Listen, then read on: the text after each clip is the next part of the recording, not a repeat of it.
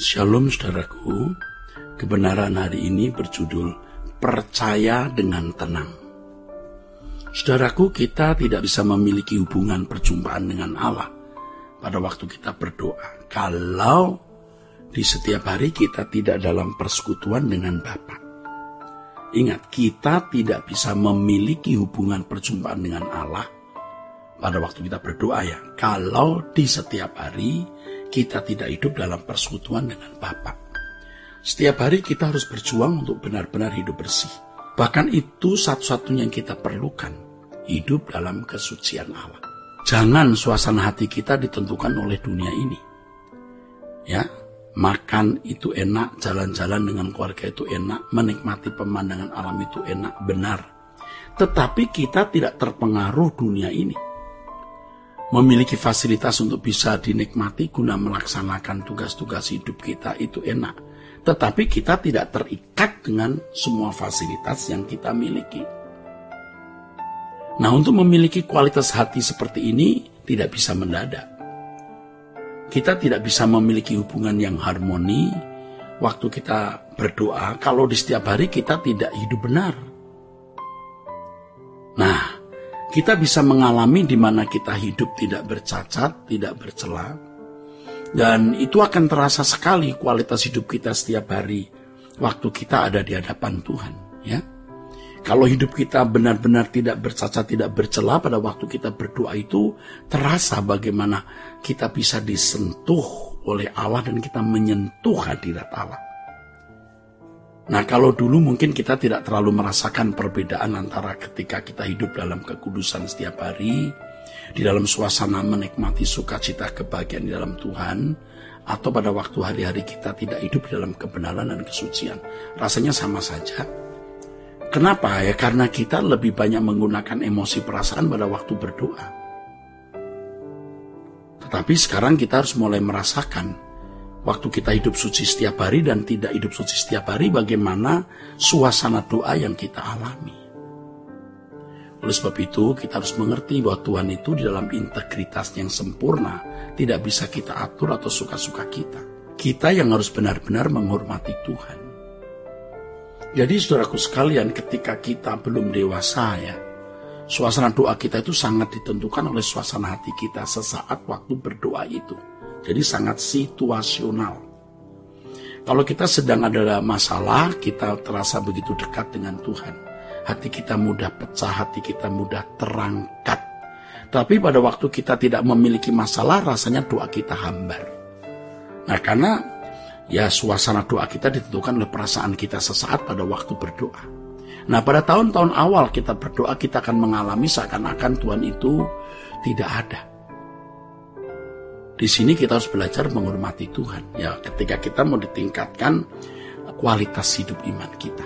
Kadang-kadang Tuhan seperti tidak ada Nah, kita harus percaya dengan tenang. Kita percaya Dia hidup, Dia hadir. Jangan bergantung pada perasaan. Jangan bergantung pada emosi.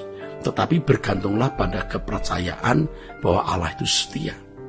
Nah, ini masalahnya kita setiap hari apakah hidup di dalam persekutuan yang benar dengan Allah atau tidak. Nah, terasa sekali suasana kualitas doa waktu itu.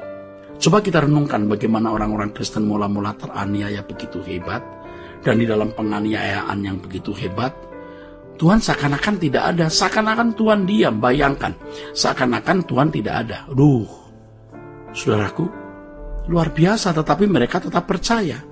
Bagaimana mereka dianiaya oleh prajurit-prajurit Kaisar Romawa, mereka benar-benar tidak berdaya, seakan-akan Allah diam di situ.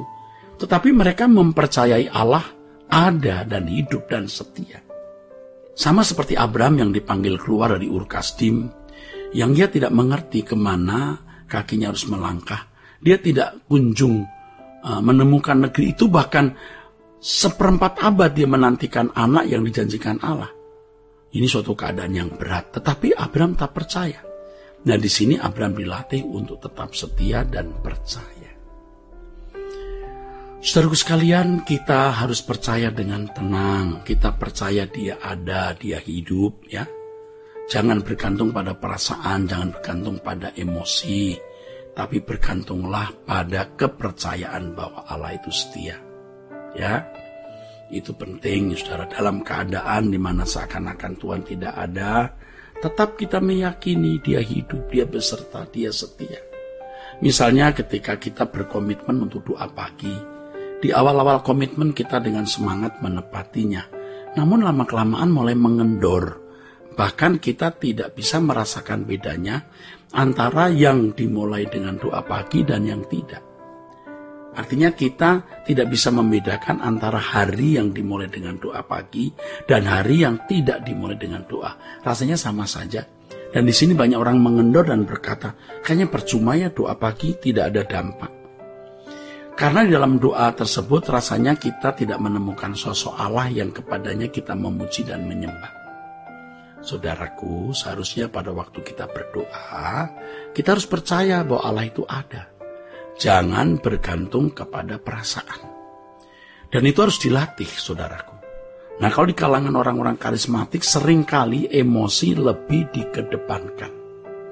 Sebenarnya hal ini malah bisa merusak hadirat Allah murni, natural yang mestinya kita alami. Nah, waktu kita baru-baru menjadi Kristen, kita sering terjebak dengan suasana itu dan Allah bisa mengizinkan karena ketidakdewasaan kita. Tetapi selanjutnya kita harus dewasa. Jangan kita terhanyut oleh emosi sesaat. Akhirnya kita tidak bisa membedakan kalau kita hidup suci dengan hidup yang tidak suci, bagaimana? Nah, kalau kita tidak tenggelam dalam perasaan, kita bisa membedakan waktu kita hidup suci dan tidak hidup suci di waktu kita berdoa itu. Nah, sekarang kita belajar ya saudara. Kita berdoa tidak menggunakan emosi yang berlebihan ya. Kita bisa terus dengan teduh merasakan Tuhan hadir walaupun secara fisik kita tidak merasakan ya. Jadi kita jangan karena bisa nangis berkata ada urapan, kalau nggak nangis nggak ada urapan. Jadi pada waktu kita berdoa seakan-akan Tuhan tidak ada, atau ketika emosi kita tidak terangkat, tidak meledak, jangan kita menjadi gusar. Kita harus melatih percaya kita bukan berdasarkan perasaan ya. Jangan merasa Tuhan hadir dan Tuhan mengurapi pada waktu emosi meledak oleh karena suatu masalah. Tidak boleh begitu. Kita berlatih terus ya.